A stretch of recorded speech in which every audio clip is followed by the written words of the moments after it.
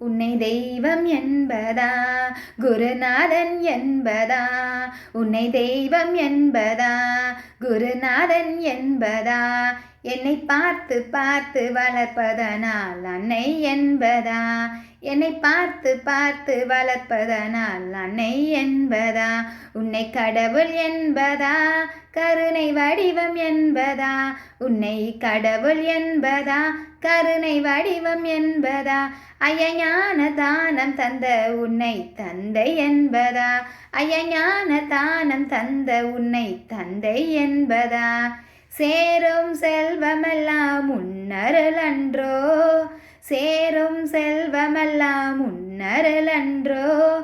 பாடும் பாடலெல்லாம் உன் தயவன்றோ?